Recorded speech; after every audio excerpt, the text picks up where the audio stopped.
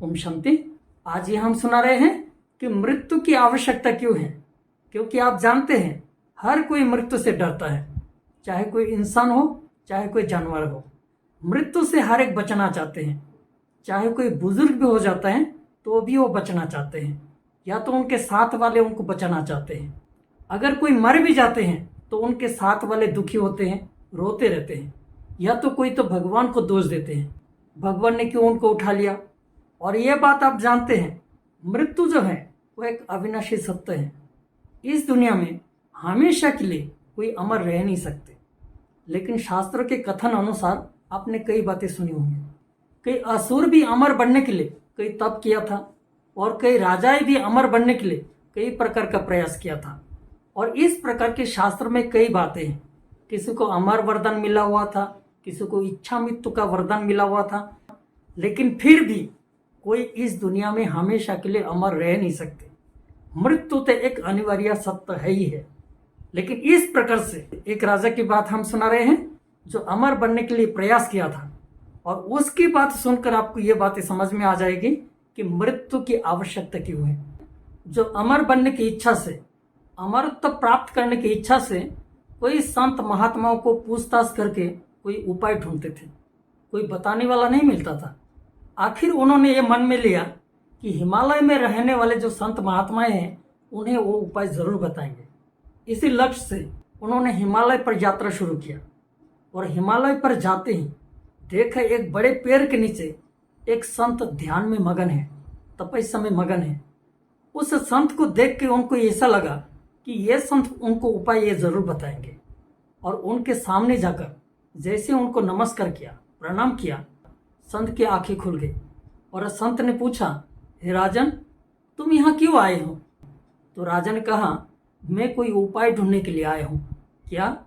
तो राजा ने कहा कि अमरत्व प्राप्त करने के लिए कोई उपाय है? तो संत ने बड़ा सहज से जवाब दिया कि मेरे बाएं तरफ जो पर्वत दिख रहे हैं उस पर्वत के उस पार में एक झील है, वो उस झील का पानी पीने से ही अमर बन जाएंगे।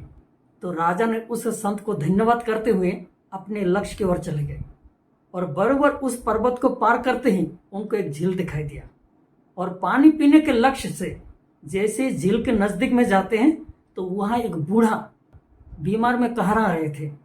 तो राजा ने सोचा कि पानी पीने से पहले उस बूढ़े को हम मदद करते हैं। तो बूढ़ा के नजदीक में जाकर जैसे बूढ़े को पूछते हैं क्या हुआ, तो वो बूढ़ा जवाब देते हैं कि मैं इस झील का पानी पिया था और मैं अमर हो गया। मेरी उम्र अभी 150 साल से ऊपर हो गया।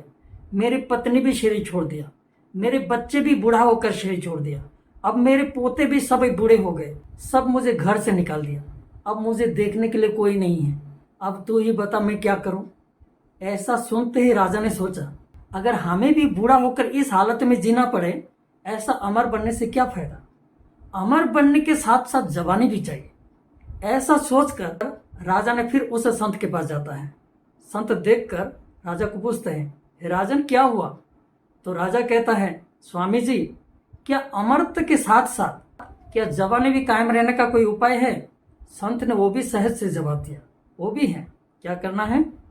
कहा, उस झील के दाएं साइड में एक पर्वत दिखाई देगा, और उस पर्वत के नजदीक जाते ही बड़ा एक पेड़ दिखाई देगा, और उस पेड़ में पीले पीले फल लटके हुए हैं।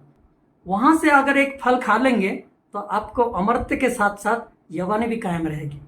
ऐसा सुनते ही राजा ने सोचा कि पहले जाकर उस पेड़ का फल खाएंगे, बाद में उसे झील का पानी पिएंगे।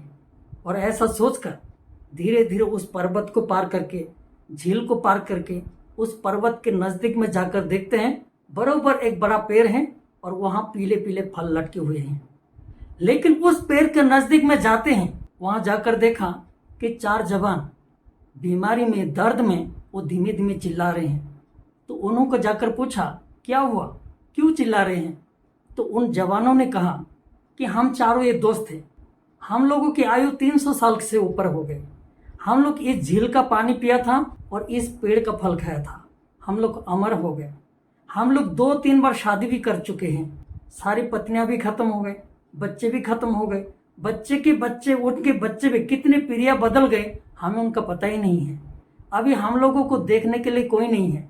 इसीलिए हम लोग यहाँ आकर बैठे हैं। खाना पीना भी छोड़ दिया, लेकिन बीमारी हम लोगों को नहीं छोड़ रही है। आप ही हमें कोई मरने का उपाय बताते। ऐसा सुनते ही राजा ने फिर उस संत के पास आता है।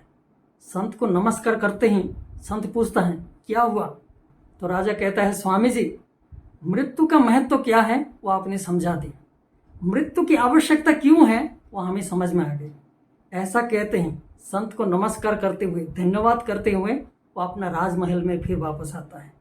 कहने का तात्पर्य है कि मृत्यु एक अनिवार्य सत्य है। मृत्यु ही हमें एक नया जीवन का एहसास कराता है, लेकिन मृत्यु हमारा कष्टदायक ना हो उसके लिए हम क्या करें, उसके लिए एक अलग वीडियो से हम स्पष्ट करेंगे।